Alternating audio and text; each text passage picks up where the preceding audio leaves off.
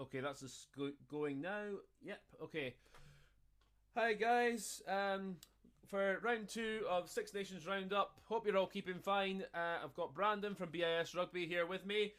We've been trying to get some videos the past couple of weeks, but for technical difficulties, it's been quite challenging to say the least, and we haven't been able to get them out. But this should be a good one. So, how you doing, Brandon? Yeah, good. Enjoyed the weekend of rugby. The weather isn't the greatest at the minute, so hopefully the connection will stay throughout the podcast. But looking forward to a good rugby chat. Yeah, I hope so. Hope so too. We don't want another thing failing on us again. Okay, we'll just we'll just roll it. See how it goes. So we'll just go through the games. Obviously, Ireland against Wales, 24-14 to Ireland. Disappointing from a Wales point of view. What did you think? Yeah, disappointed, but it was all in that first half. I felt Ireland first half deserved to win. Absolutely deserved to win with a better team. We're more physical. We're more up for it. We're more creative. I felt they exploited our weaknesses very, very well. They targeted certain players very, very well.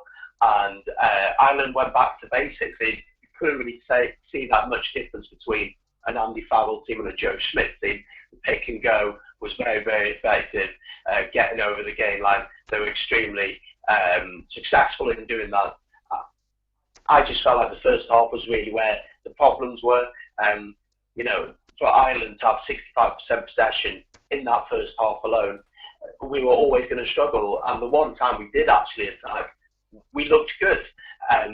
But we could rattle through the tries quickly. First try, well, Tompkins is at fault for that one. He rushes out the line. If he holds his position, if he holds his ground, Wales are actually 3-on-2 players. They're Halfpenny's covering it. There's no issues. He doesn't need to fly out. But that's the difference between coming on for 15 minutes against Italy and starting against Ireland away in the Six Nations. That's the difference. But yeah, very disappointing. I feel like the big point in the game was that scrum in about the 60th minute, where we'd been in there 22 for probably about 10-15 minutes. We dominated. Hadley Parks nearly scored a TMO correct decision, absolutely. And yeah, they win the penalty on the scrum. And I just knew it then. I was like, game over. That's it. I think I may have messaged you, like, game over. Yeah, you did. And yeah. So that scrum was a real momentum shift, and Ireland cleared their lines, and we had to score there if we wanted to get back into the game. But congratulations to Ireland. They were better than us. They deserved to win. And TJ Stander, I think Welsh and Scottish people hate him equally right now. Oh yeah, he was an absolute beast again. I think he's definitely considering Munster aren't doing that well right now. Well, not well by their standards, I should say. But he's been an absolute beast again, like he was against Scotland. I think the thing with Wales, which I found very interesting, I'm going to actually tee this up a little bit and talk about how Ireland looked different under Andy Farrell than they did under Schmidt. With Schmidt, they seem to have Schmidt. I mean, obviously it worked wonders. They got a grand slam. They beat the All Blacks, but Schmidt had a very set plan, and it was like, this is my set plan, and I'm sticking to this. Almost no matter what, regardless of the opposition in most cases. Whereas I noticed on yesterday, Farrell actually, from the first game against Scotland to this one, he tactically changed things up again. And I think he spotted there was an out-wide weakness in that Welsh defence. Mm-hmm. I mean, it was a kind of, because I would see how Wales were trying to defence. They were trying to target the Ireland at the breakdown, and in early doors it worked pretty well. Got a couple of penalties off the jackal and turnovers, but the Ireland just kept spotting that there was a weakness, and that was out wide. Wales were quite wide open on both wings, and they exploited it really well. Andrew Conway was excellent at getting in behind the Welsh defence. Stockdale the same. I think the first 10 minutes of the game, Stockdale touched the ball more times in 10 minutes than he did in 80 minutes against Scotland. So that says a lot about their tactics. But I mean, from a Wales point of view, do you see that as a worry? Like how there's clearly a weakness in that out wide defence now? Yeah, definitely. I wrote in one of my notes while I was watching the game, absolutely. We were so narrow in our defence, and that ball out to Stockdale every single time. And he was always getting on the outside of North. North, we'll get onto him in a bit, but huge question marks about his starting place against France, for me personally. But yeah, it was strange because the first 10, 15 minutes, yes, Ireland dominated with the ball, but I didn't feel like they were going anywhere. I didn't feel like they were really going to score. They weren't really creating anything. I felt we were really comfortable defensively. But it was when they were getting the ball out wide, so they were picking going, Murray into Tad Furlong or Murray into Ryan, someone like that, getting into the contact, cycling the ball, then Sexton and Henshaw, ball out wide quickly to Stockdale, Conway or Lama. And they were just getting in behind us, and then they were scrambling defence, and you defended and set, and then Ireland could exploit us from that. What Pivac has is he has his forwards out in wide positions when we attack, and the problem with that is when that quickly turns over to defending, then where you want your big tacklers, so the likes of Alan Wynne, of Tipuric, of Falatau, to be, you want them in the middle where they can get those big tackles in on the centres. That's not an option then, and suddenly you've got Alan Wynne trying to stop Stockdale, which just doesn't work because he's just going to outpace him every single day. So it is a concern. I think Ireland really noticed that and really exploited that. I felt like we dealt okay with it though, because Ireland didn't score off that as such, but it still put us in dangerous positions, and you feel like if Ireland had been playing better and had been more accurate in their attack, they could have got 2 tries in that first 15 minutes easily off that. But apart from that, our defence looked pretty solid on the whole, except for Nick Tompkins with the first try, which was an issue. Him flying out the line like that, as I said, if he holds his position, he stops the try and he tackles him. Although he did put a great tackling on Lama later on in the game, he still could have put a tackle in there. But lots of things to be learned. But again, credit to Ireland. I actually thought that Conor Murray had a decent game. I actually thought he controlled the game a lot more. And he really took the game by the scruff of the neck a lot more. And Sexton has come out and defended him this week and really backed him. So, yeah, Ireland just controlled the game. That was the big thing. They just controlled the game. And as Pivac said in his post-match, you need the ball to score tries, and we just didn't have enough. And the stats reflect that. Possession, 54% to Ireland. Territory, 56%. So Ireland just dominated, really, the whole game. Yeah, pretty much. That's fair enough. The thing is, you're going back to a bit you mentioned Alan Wynne-Jones on the wing sometimes. I thought he still had a hell of a game. Something like 30 plus tackles he made in the game, which is absolutely immense. I think he was either the top tackler or among the top tacklers. Tipuric as well, I thought had a good game on the whole and deserved his try as well. But there was big concern. I think I don't want to say a concern, but it's an obvious transition thing that I spotted was there against a better defence in Ireland with regards to how many handling errors Wales were making. And there was just times there it was clear like Pivac's giving them license to throw the ball around, try like offloads and that, and play the ball quickly, because there were whereas you can tell there's still that Gatlin mindset about them there, because there were some passes and offloads. I think like none of these players would have dreamed of doing that if Gatlin was in charge. Whereas like with Pivac, he's obviously encouraged them to do that more. It worked brilliantly for that Thomas Williams try, of course. But there was a lot of other cases like how many handling errors Wales made. Pardon me. Just the little knock-ons and just trying to throw the ball out when at times they should have just taken it into contact and went again. The set pieces from a Wales point of view as well I thought was a bit worrying. Because I think Ireland's Van der Fleer's try, it all started really with an absolutely diabolical throw from Ken Owens. He just more or less threw it straight to, I think it was Henderson, who was the Ireland defensive jumper, and then Ireland... O'Mahony. Oh, pardon me, O'Mahony, pardon me. But a bit general point, that basically started Ireland's point of attack, and then they worked their way up the pitch, got a penalty, and then the driving maul got the try off that. So it's like little things like that I think from a Wales point of view they need to tighten up on. But it's, again, they had these issues against Italy, but it's not gonna work in later in the championship, I don't think. Yeah, but as a Wales fan, I think most Wales fans understand it's a time of transition. Although we've had so much success in the past 12 years, part of them expected to go to Dublin and win. But Yeah, it's a time of transition. We have to understand that there's going to be teething problems, as you said. Some of these players have played the same way for Wales for the past 10 years plus. So from going from, okay, you get the ball, you go into contact, you get over the game line with a big centre, then you get the licence to go out wide. When Pivak say, if you see an opportunity, go for it. It's not in their DNA, it's not in their nature. Although a lot of the boys play for Scarlets, etc., and I've been under Pivak before, it's very different at international level. Just to pick up on one thing there that you were talking about, the handling errors, very, very strange that, because yes, you're playing a high-risk game and the offloading is nice, but simple things like when Alan Wynne, we won the line-out ball on our own 5-metre line. Alan Wynne kind of launches at Thomas Williams, but he should still catch it, and yet he drops it literally off his triangle. Come on, basic things like that. And it wasn't as if the weather was bad. You know what I mean? Like, we'll get on to the Scotland-England game where the weather was bad.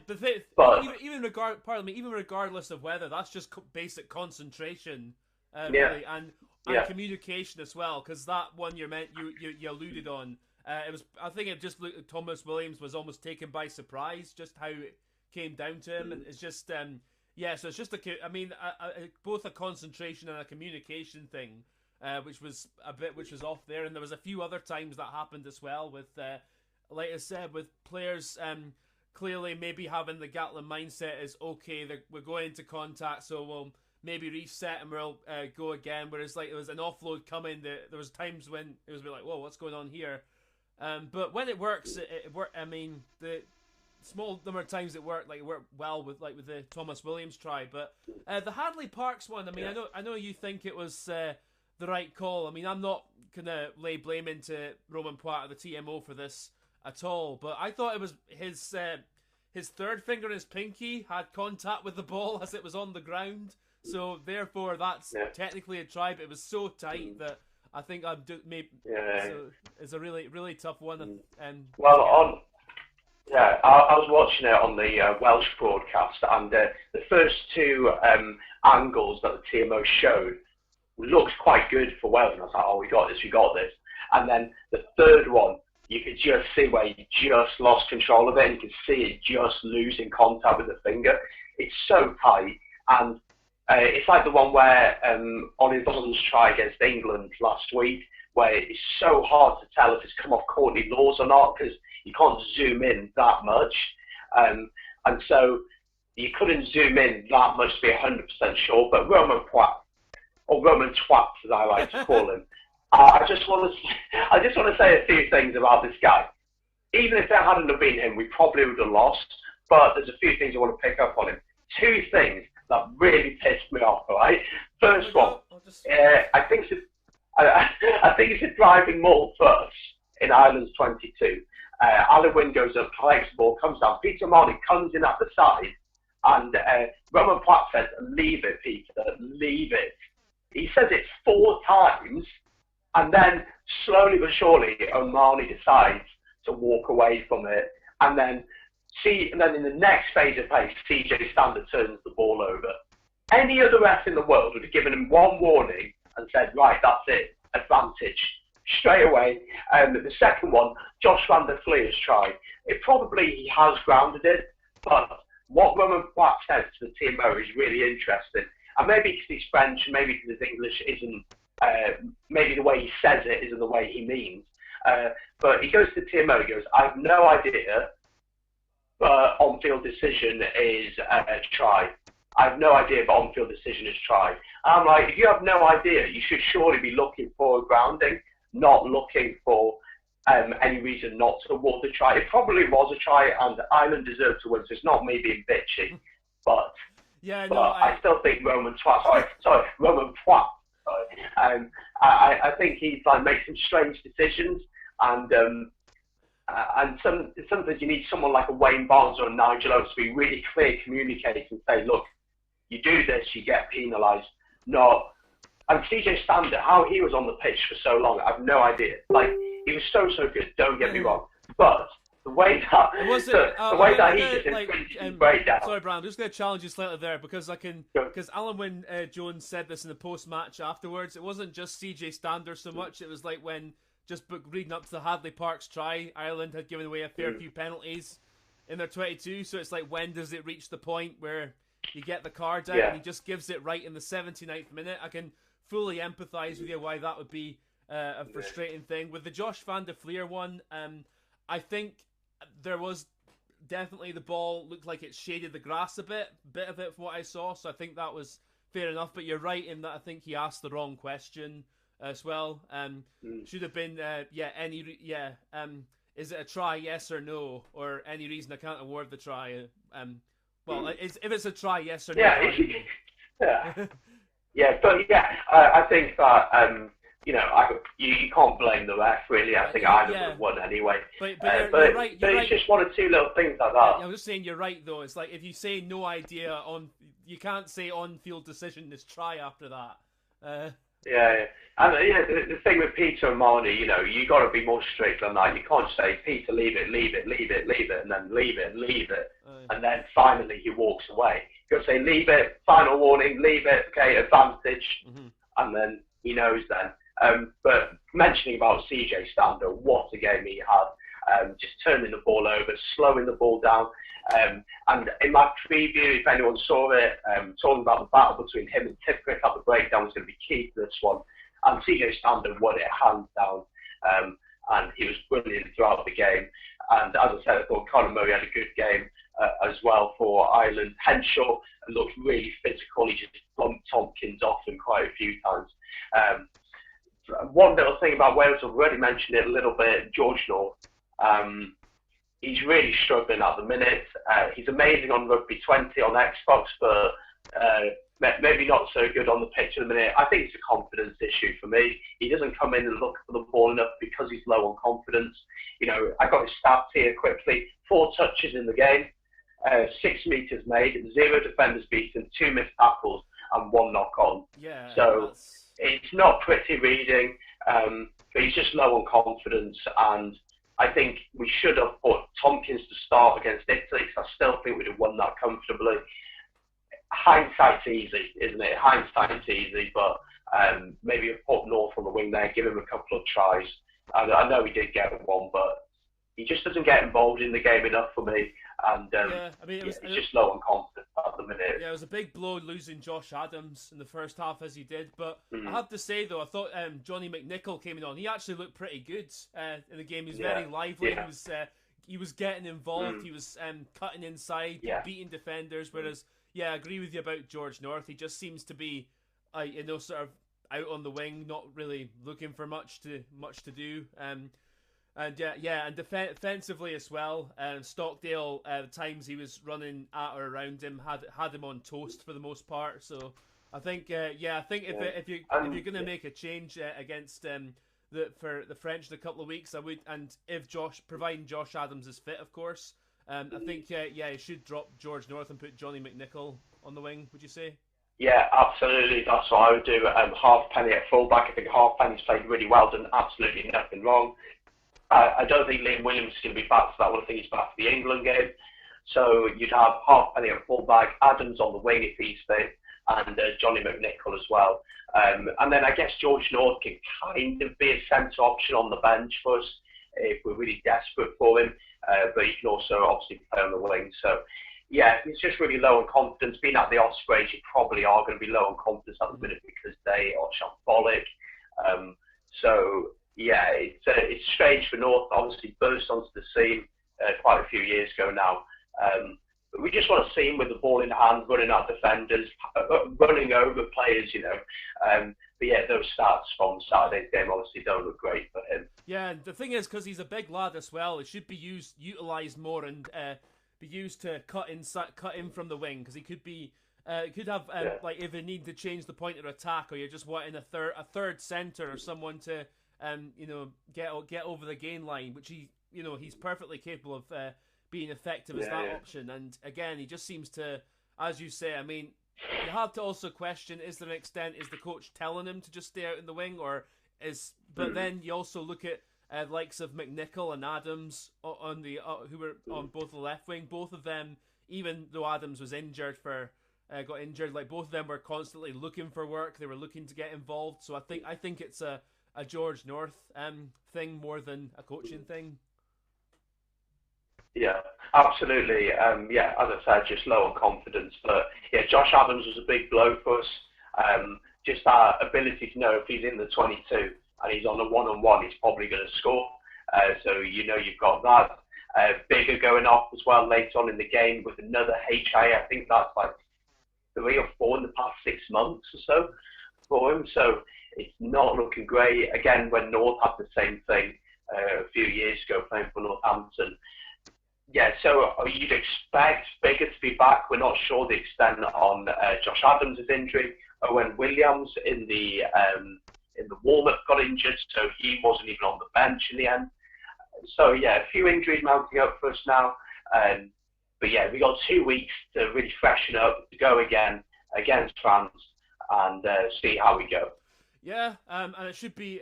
We'll get onto the France-Italy game a bit later, but I think that's shaping up to be a very, very interesting game, I'd say. And at Cardiff, at the moment, I'd put Wales as slight advantage, but still 2 weeks away. So we'll see what happens then. With anything else you want to say on Ireland? Like I said, I mean, I thought they looked very, very good. They looked like they were adapting more, looking at the weak spots in the opposition rather than just sticking to the game plan. Defensively, still look very solid, and I think they should fancy their chances of possibly going on to win this tournament if they keep it up. What do you think? Yeah, definitely. They were very, very solid throughout the game. They won the physical battle. That was going to be key. Always physical between Wales and Ireland. Absolutely won that.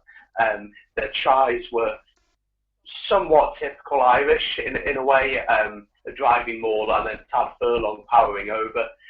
But yeah, Lama offers an attacking threat for them. Of course, Conway again offers an attacking threat. As I said, I thought Henshaw had a good game. CJ Standard.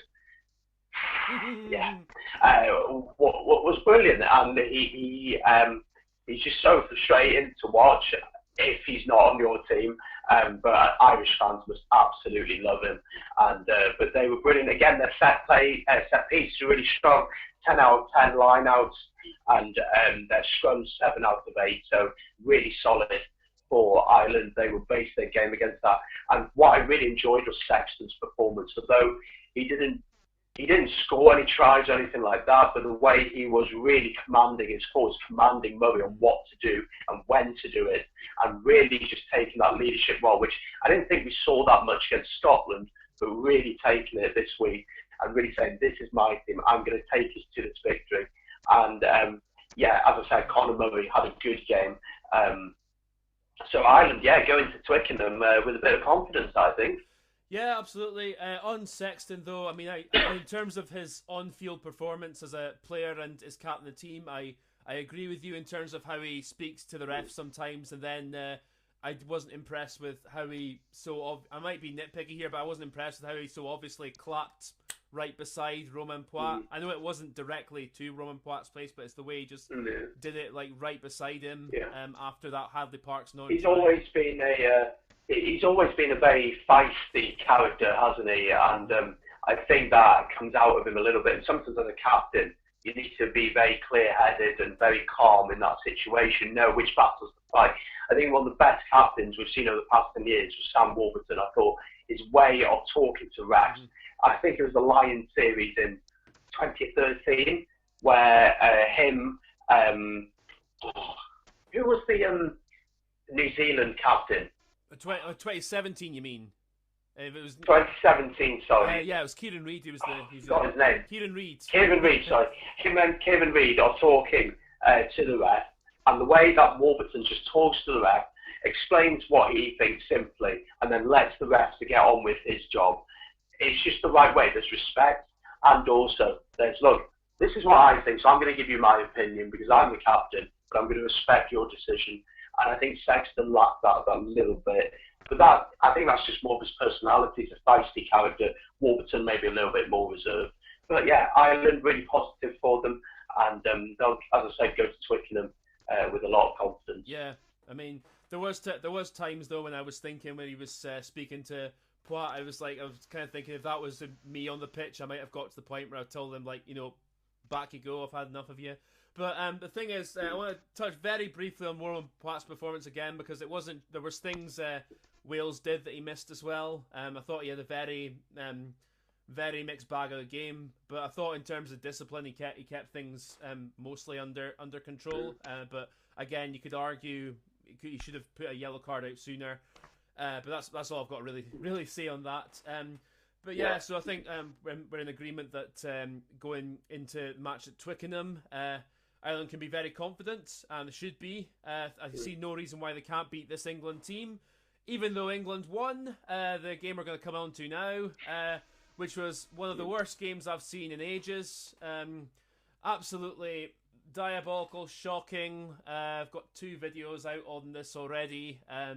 If you like a mini rant, just go and watch it. So what did you think of the Scotland-England game, Brandon? I've got a question for you. Have you calmed down yet? Yes. just a little bit. Look, this game was atrocious. It was awful. Weather was shocking, pissing down constantly. Wind was howling. Basically summertime in Scotland, that's what it was. But look, look, it wasn't a great game, and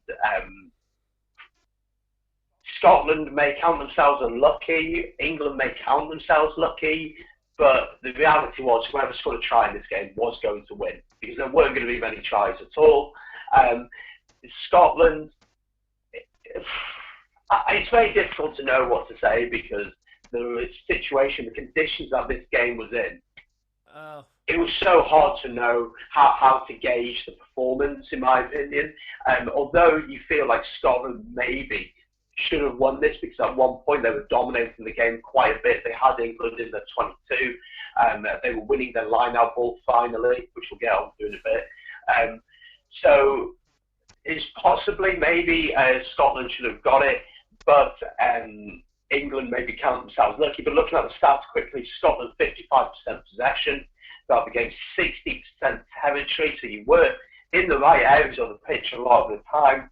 8 penalties conceded though, which isn't great, and you only won 11 out of 19 line-outs, which is not acceptable at this level.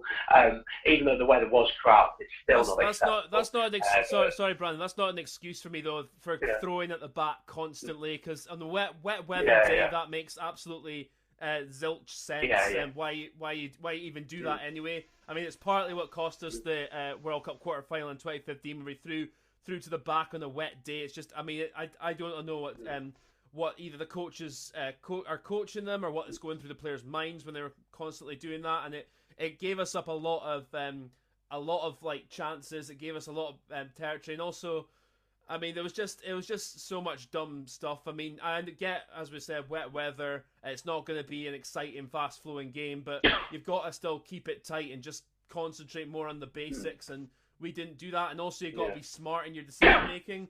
We weren't that either. Like at 3-0 down, we had a penalty which was very kickable, and we went for the corner. And then from the result in line out, it just went down. England went over legally and just won. I think it was the scrum they won off it. So that was a waste. And then later on, again, we just had coughed up so much possession. We're just so just inaccurate. It boils my blood. And then that mistake at the end by Stuart Hogg, which led to the 5-meter scrum which England scored from. It's just basic stuff, really. It just, I mean, even on a wet day, I understand the ball's a bit of a bar of soap, but it just really just requires that often the mistakes we made, just that bit of concentration, just to make sure you're getting it right. And at that level, this isn't like schoolboys rugby here. This is international rugby. You know, they're not, strangers to playing at this kind of environment. Neither team is. So, you have to, keep it tight and concentrate a bit more. So that's what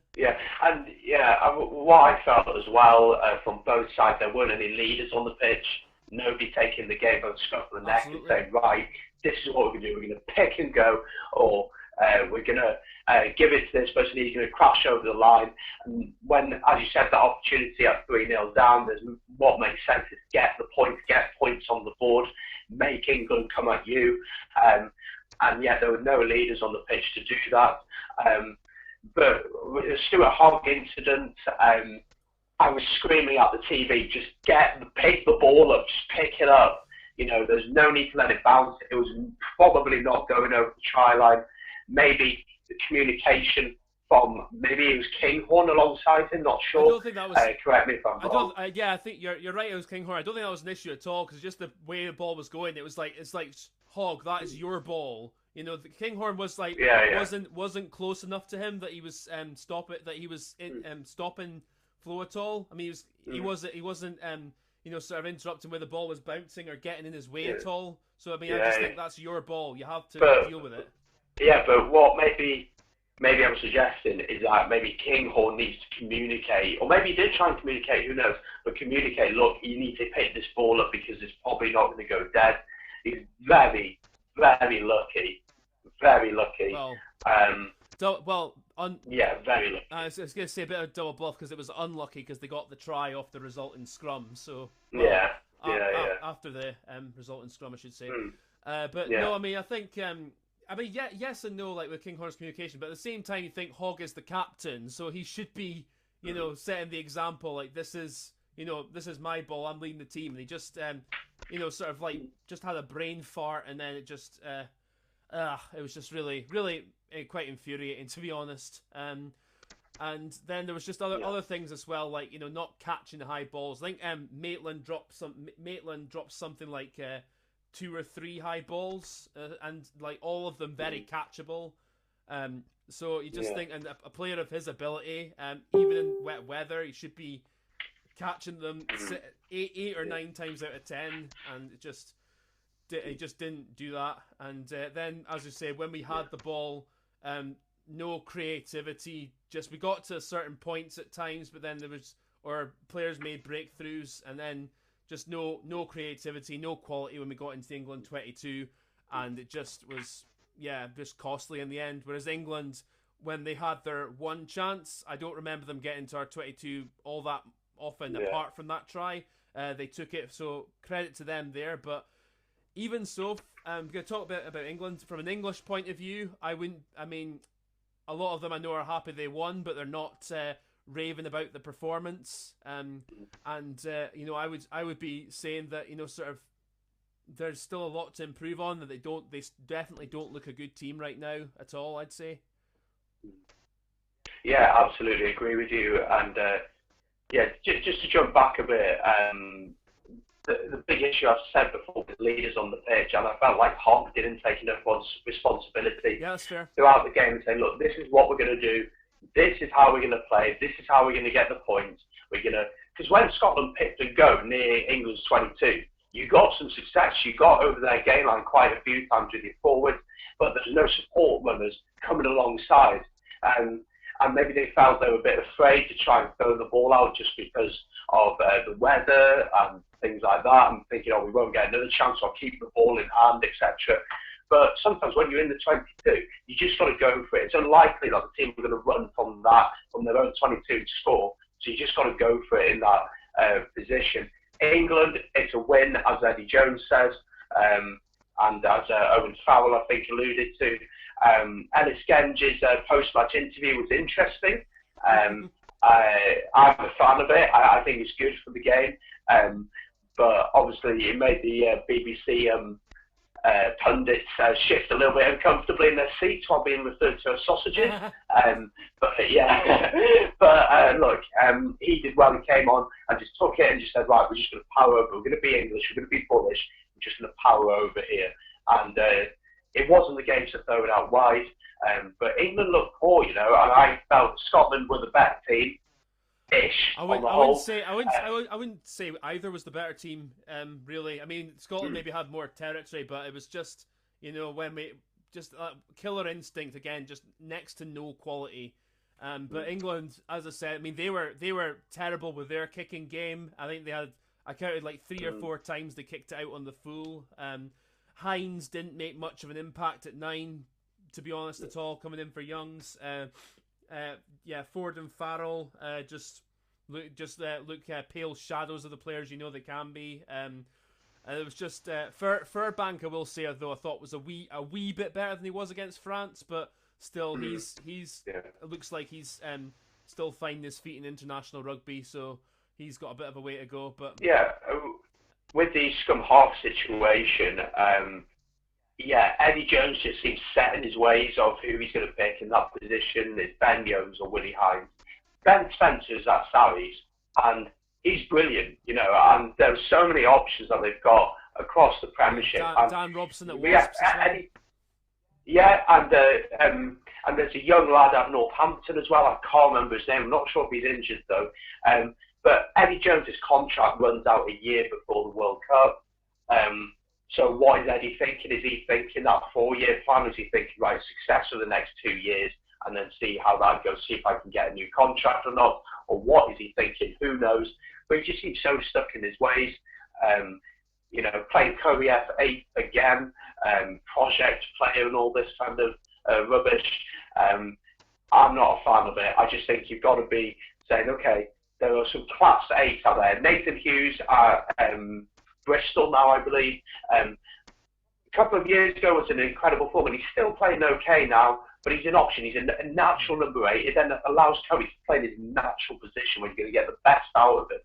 It just makes sense to do that. Yeah, I agree. And the thing is, they have got other number 8s as well, because Sam Simmons is playing for Exeter again. He's playing well for Exeter again. Nathan Hughes, as you mentioned, he has been playing well for Bristol. So I think I know there's a lot of focus says when he plays in an England shirt, he's not been that great. And to be fair, there's some technical aspects of his game where he's fallen short of in international rugby. And also you've got that Alex Danbrat. The Harlequins. I'm terrible at pronouncing his name. Pardon me. But he's going well at Harlequins right now. So it's not like there's no one else there. But I mean, again, Tom Curry, he did a bit better in his carries when he had the opportunity yesterday. But apart from that, just at 8, they still can tell just with the angles of running and the angles of defending as well. He just clearly doesn't suit as much, and he's not making the impact. Like, you know, at the World Cup, the impact he makes over a ball, because he's an excellent jackler. He's just not doing that at 8 so much. So I'd say, I mean, getting back to 6 and getting one of the other guys we mentioned at 8, if I was Eddie Jones. But definitely, I thought one of Curry's best games was against us in last year's Six Nations, where he scored a try and he just kept turning the ball over, slowing the ball down. So frustrating. We did win in the end, which is okay, but still, that's where he's best at on the pitch. You want him in that position. But Eddie Jones just seems stubborn in his ways, and I don't know why. I don't know if it's an Aussie thing or if it's an Eddie Jones thing. I don't know. I think it's an Eddie Jones but I know a lot of England. I know a lot of England fans are very frustrated with him, and lots of questions to be asked. You know, and in a way, it may have done England good to have lost this game, and Eddie Jones really to look at it, because this win, he may think, oh, we won, so I did something right. In reality, both teams played poor, and nobody did anything really right throughout the game, to be honest. Yeah, it's going to be, but that's the thing. In 2 weeks' time against Ireland, that's going to be where I think we're going to gauge more about where England really are at. I mean, back at Twickenham against an Ireland team that are back in good form, it's going to be. I mean, and the fact is England know they have to step up in this game, and if they don't, Ireland will beat them. So that's obviously, and at Twickenham as well. I mean, I think that I don't want to say it's going to favour England to win, but it will help them a bit, the fact it's at Twickenham. But again, they have to step it up and do better. Otherwise, Ireland are going to basically beat them up pretty well, I'd say. So, I mean... Yeah, definitely. And with regards to Scotland, of course, we go to Italy in a couple of weeks' time. At the moment, it's looking like it's going to be a possible wooden spoon decider. But, I mean, I'm sticking to the opinion that if Gregor Townsend doesn't win at least two games this championship, I think he should go. Because it shows we're not making progress if we're just back down there with Italy near the basement of the Six Nations. But have you seen the thing on Finn Russell, though? It doesn't look like he's going to be back anytime soon. I have, yeah. I've just got it up here on my laptop. I'll just read a little bit for everyone to hear. Finn Russell obviously has come out and said has written an article with someone on the situation. So for those who don't know, kicked out of the Scotland squad because he came back drunk or hungover. Was given the option to stay in camp, but said he wouldn't play against Ireland. Decided to leave, went and played for Racing last weekend, and then was told on Monday this week, I believe, that he wouldn't be taking part in the Calcutta Cup. This is what he had to say. He said, 8 years I've had him, so Townsend as a coach, and I don't really know him at all. I want the best of Scotland, so I question the environment to try and make it better. So him and Townsend have clashed quite a lot, him saying one thing, me saying another. It's come to a point where I'm saying you can be you and I'm going to be me. That's how this relationship is going to be. Well, it's not really a relationship. So it doesn't sound good. It doesn't look like Finn Russell is going to play in this Six Nations. Maybe not under Townsend again. I don't know if there's any coming back from that. So yeah, you're missing a quality player. He is just a quality player. Would he have made a difference yesterday? I'm not too sure. But he's just a quality player to have. When it's dry and the weather is good and he has the platform to play, we see week in, week out with Racing what he can do. We saw last year in the Six Nations what he can do. So yeah, it's a massive shame. I think Hastings has done well stepping into the role. But I can't see him playing in this Six Nations and probably not in the Townsend ever again, to be honest. Yeah, the Townsend ever again thing, time will tell in that regard. But, I mean, it is like a shame because we're not a nation blessed with world-class talent, and Finn Russell is one of those who is a genuine world-class talent on his day. And I think, I mean, there's a lot of folk who saying, like, oh, you should respect the coach and that. But the thing is, though, when you actually look at it, it's like, is the coach producing the results? Like, because the big, they had this, it's known about this fallout now they had last year at the England-Scotland game at Twickenham, where it was 31-7 at half-time to England, and then Finn Russell inspired us to come back, and it finished 38-38. So, and Townsend obviously had a falling out with, Russell had a falling out with Townsend at half-time, and you think, well, given the final result, is Finn Russell right? Maybe he is here. Because he's maybe got a point, so I think it's again. I mean, a lot of folks say no, you should respect the coach, which I can understand, but at the same time, you have to look at the coach and think: is he producing the performance? Is he getting the best out of this team? Yeah. And in the last year, I'd say absolutely not. That's just what I think. And no, and I would say, as you said, if he doesn't get 2 wins, I would expect you to go to Rome and probably win, to be honest. I don't know. But,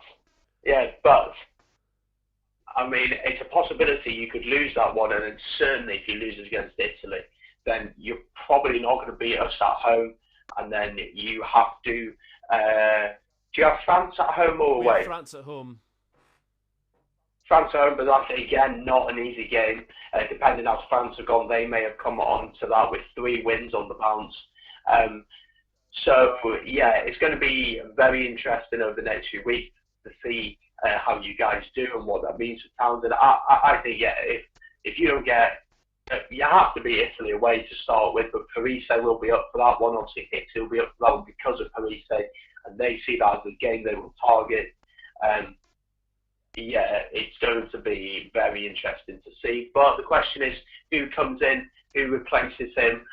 We obviously saw Rassi Erasmus in the crowd on Saturday, which was interesting. Obviously, talks about the Springboks joining the Six Nations, which I think is stupid, in my opinion. I agree with you. But Rassi, you know, no, he's not. If you want to stop, no, he's not coming to Scotland. Come on, man. I'm a realist.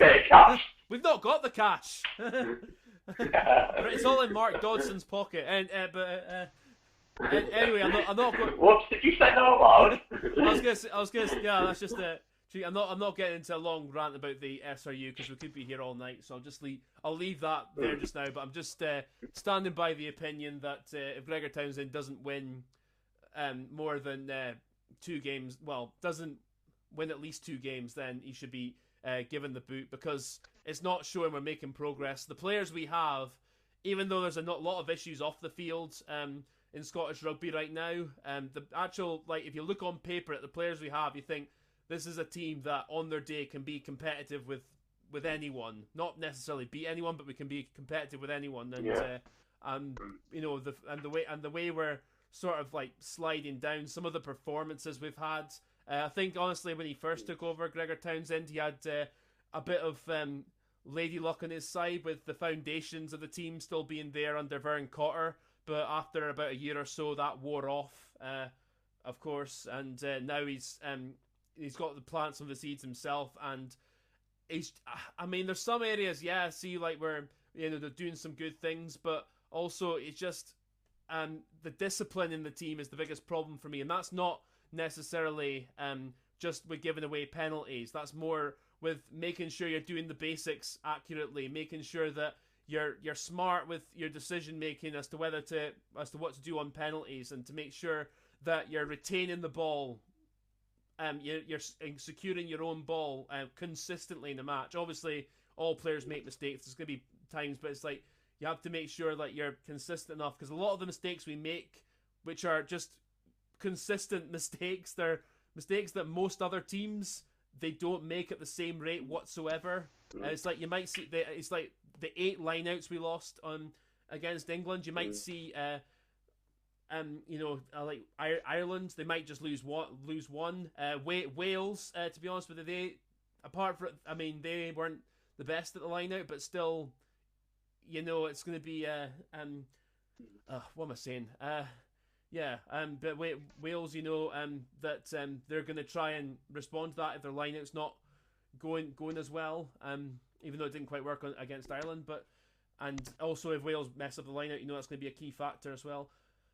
Sorry, I've rambled on a bit there, but no, basically just saying when we make mistakes and we make bad decisions, it costs us badly, and we're doing it too consistently, too often in games, and at this level, it's really not good enough. Yeah, but you look across your team, so you got Hogg, class, he's class. Johnson on his day can be class. Finn Russell at 10, if he's playing, is class. Then you look at the forward, Hamish Watson is class. Richie is certainly class.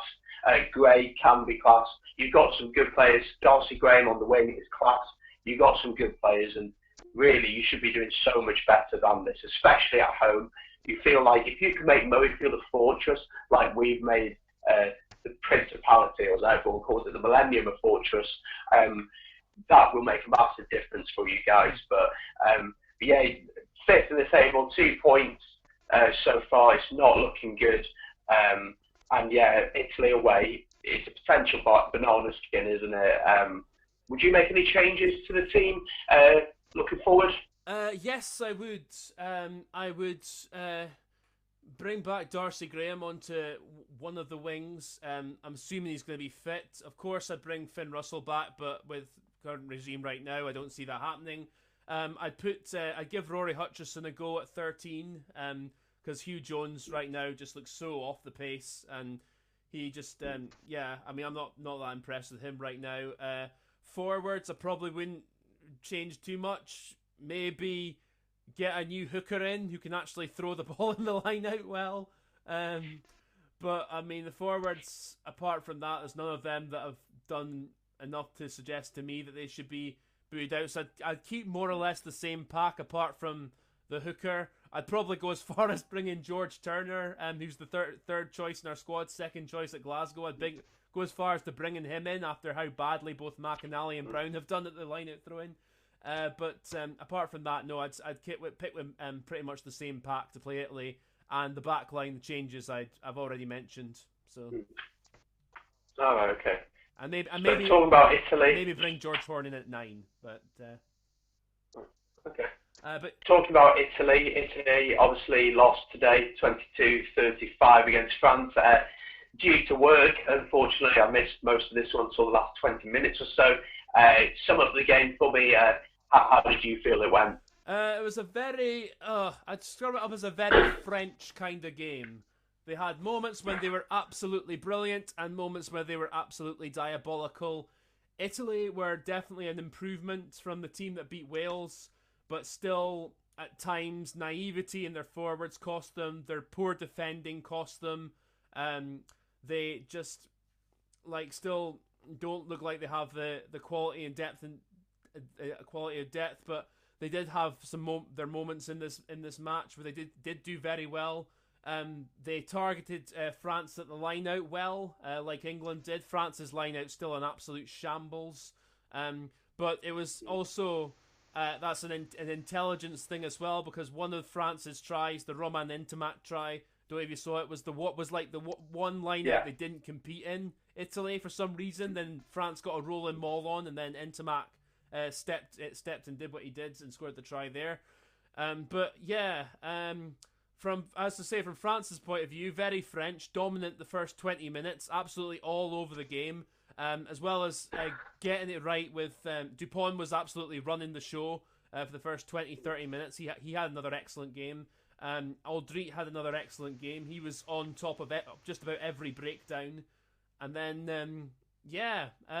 and then after about 20 minutes with a 13-0 up, they just seemed to fall asleep a bit. and then the first Italian try was from a French defensive error, which Sean Edwards would be. I wouldn't have surprised if he gave a right rollicking to Teddy Thomas on that one, with the way he shot out of the line and just left the wide open space out wide. And then the other try, apart from the first half tries were all well taken tries, but the second half both tries really just from individual brilliance. Obviously Romain Ntamack sidestepping, and then Baptiste Serine with a wonderful individual piece of vision and skill to get that try. So yeah, I think looking at this, France clearly show there are still flaws there. I think their fitness is still a problem with them, which they're needing to work on. I mean, because but that's the thing, I thought the fitness wasn't a problem against England until like the last 20 minutes or so, but even then they were still keeping their shape and still making the tackles, and this one they were just like in and out, like really just like, and at times just looked bored in trying to be intense at the breakdown and trying to put Italy on the back foot. It was just like I said, a really French performance. Yeah, I saw the highlights afterwards on the TV. What I could understand exactly what you say. First 20 minutes really, really up for it. Went to sleep for a bit, and then Italy came into the game. France killed the game off. Italy came back, but not quite enough in the end. France, jouer, they just want to play this nice rugby, but sometimes you have to do the hard work to earn the right to play, to earn the right to go out wide. Ntamack, I just saw some of the stats of his kicks weren't great today. He had a shocker off the tee, yeah. He had an absolute shocker off the tee. Yeah, and but I think that comes with like experience and practice and all that kind of job. It was a very windy day as well. There was one end of the Stade de France where it was just clearly blowing it away from the posts, so that didn't help anything. But there were still a couple of kicks. I mean, there was one Allen missed as well, and there was a couple of Ntamack missed. You think at that level, there's no excuse for you missing that. Yeah. Yeah. I think we're both in absolute agreement that Dupont is world class, and his ability to just see the opportunity, know what to do at the right time, the way he connects the forwards to the backs, his understanding with the mark from their time at Toulouse, obviously.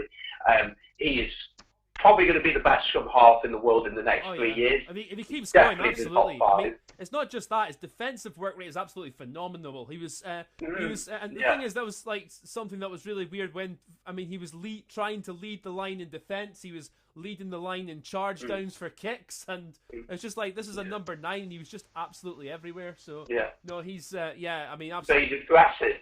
Yeah, so absolutely. He's aggressive in defense. And just the way that he snipes around, defensive very aggressive in his defence, like Krafft de Klerk, for instance, but then just attacking ability, the way he can control the game, see the snipes. He's been brilliant so far this tournament, reason why France are probably doing so well. But yeah, it's going to be interesting to see. There's going to be a much tougher test, obviously, for them in Cardiff, you think. That's a completely different ball game, but with Sean Edwards inside, whether they'll understand what he's saying to them is another matter. But just quickly looking at the stats. Yeah, just quickly looking at the stats, it's actually really interesting reading. Possession-wise, Italy had more of the ball, 55%, which really surprised me. Territory was equal 50% each. France's scrums and lineouts were pretty solid. 2 out of 2 scrums, 14 out of 15 lineouts. Both teams missed a few tackles. 23 for France and 22 for Italy. So it seemed like a messy game. Okay, just make a point on France's lineout.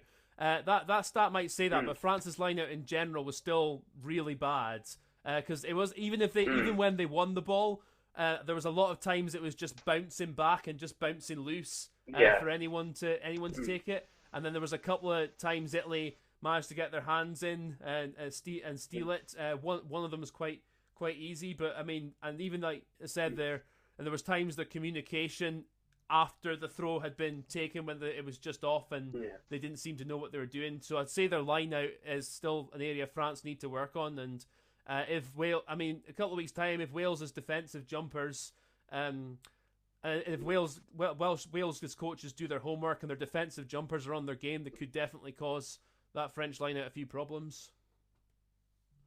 Yeah, my big takeaway from the game was it's quite a messy game. It was very up and down, and there wasn't obviously France dominated that first 20 minutes. Italy came back. Italy were improved, and to be honest, they couldn't be much worse than last week. And they got their runners. I thought Tommaso Allen had a bit more of an impact in the game. We saw that for, I think it was Minozzi's try, where he gets the offload off. Okay, it's not a clean offload, but Hayward picks it up.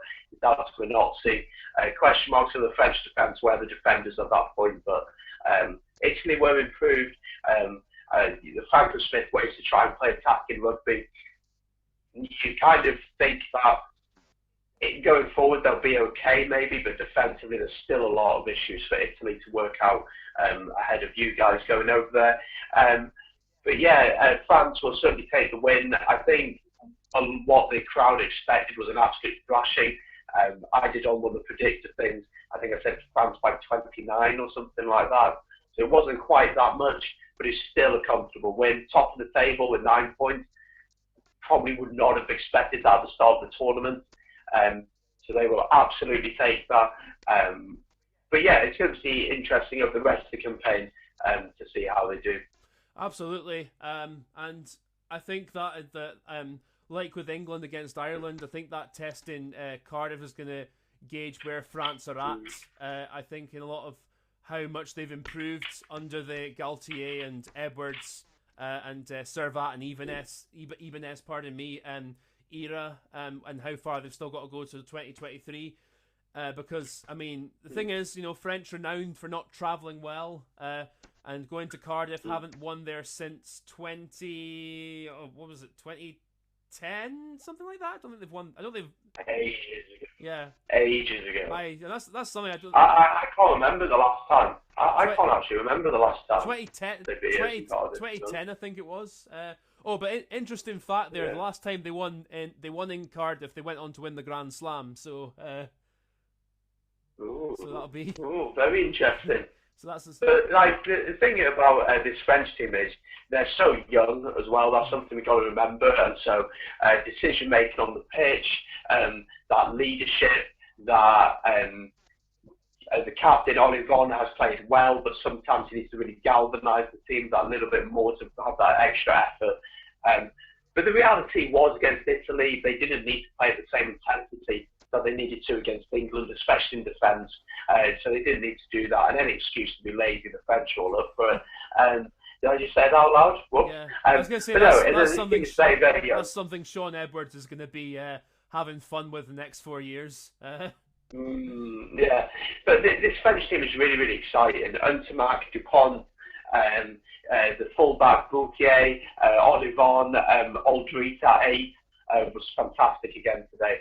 It's a really exciting French team, and they're only going to get better. That's the reality. And it's the fitness. They can get the fitness up, and probably the Six Nations is too soon for them. Although it's very early, I still think we'll beat them in Cardiff. I think it's going to be tough for them, but I think that I think that it's a really exciting time for French rugby, and if the crowd can stay on side with them, then they can come to Cardiff, see what happens there, and see how they go. But I think it's going to be, as you said, that's going to be the game that really sees where France are at the minute and see how they really are getting on. Yeah, and from Wales's point of view as well, I expect them to, in terms of game plan, try and stick with what Pivac's looking for. But of course, I think the Wales flaws that were against Ireland are very fixable, I'd say. Obviously, it won't be like perfect. Nothing is in rugby, but with regards to handling errors, that's just often about just making sure you execute basics and concentrate and knowing when to offload instead of at times just throwing the ball wide for the sake of just wanting to get rid of it. That needs to be looked at. And also defensively as well, I think, there's clearly a flaw in that out wide defence for Wales right now that they need to shore up. Otherwise, France have got the players to hurt them there. And it's possible that Damien Penaud could be back for France for that game. So with both Penaud and Thomas on the wings, that would be yeah. What a thought. Yeah, that could be interesting. And then Dupont's at 9 and Tamak at 10, running circles around poor George North. No, thank you. But yeah, just the fixtures point to, so there's a break obviously next weekend. So a break from Six Nations. Nobody knows what to do on them weekends, honestly. But yeah, so the fixtures in 2 weeks' time. Ireland travel to Twickenham on the Saturday, and Wales welcome France. And then on the Sunday, Scotland have to travel to Italy. Just quickly going over them. I think it's England, Ireland on the Sunday, and Scotland, Italy, and France, Wales on the Saturday. It is, sorry, I just completely misread my notes. Yeah, so you're right there. Just quickly looking over the fixtures, not predictions as such, but how do you see them going, and what do teams need to do in between them to ensure they get victories? In between then, I think we've covered most of that already. I think, I don't know, the Scotland-Italy one, I'm finding that a hard one because Italy did look a lot better against France. I think at home they'll be really up for that. If Sergio Parisse if that's going to be his swan song, that's going to make them even more up for that. So I think I don't know. I think if because that's the thing, we've got, like, we're the only team right now who still hasn't scored a try this championship. I think that duck will end, but will it be enough to beat the Italians in Rome? It's going to be interesting. I think I'd give the edge to Scotland right now, but I don't know. A couple of weeks' time, we'll see. That'll certainly be. Yeah, and then exactly. Wales, France. I think Wales slightly have the edge, mainly just because it's at home, and in fitness wise, I still see Wales as being ahead of this French team. And there's there's a few other departments as well. I think Wales will execute things better at home than they did against Ireland. It's just natural things seem to play home better. And the other one, as we said, I think the edge is to Ireland, but I don't want to call it a strong prediction on this because I go again, and they're all going to be very, very interesting games, and I think it will be like one or two moments that will decide all of them. Unless unless France don't turn up in Cardiff, then Wales should beat them comfortably. But if the France of the first 60 minutes against England turn up, then it's going to be a really interesting game, that one. And so that's what I think. Yeah, definitely. I think talking about the Italy-Scotland game, what could be interesting there is if Italy score first. That would make it very, very interesting. The crowd getting on their back and supporting them more, and then the pressure's on Scotland and thinking, oh no, we're going to lose to Italy. We've been crap so far. Well, not totally crap, but obviously. So that would be interesting. Then France, again, depends what France turns up. I do think we have the edge. I think France's fitness, if the game's close to 60 minutes, we know our fitness is incredible. That's something that Gatland really instilled in us, was our fitness. So I'd be confident with that. And England, Ireland, obviously you've got to give the edge to Ireland at the minute, but England at home are a completely different beast. And when they're singing that stupid song Swing Low, which just winds me up, when they're singing that, England tend to play okay. So it's going to be an interesting few games.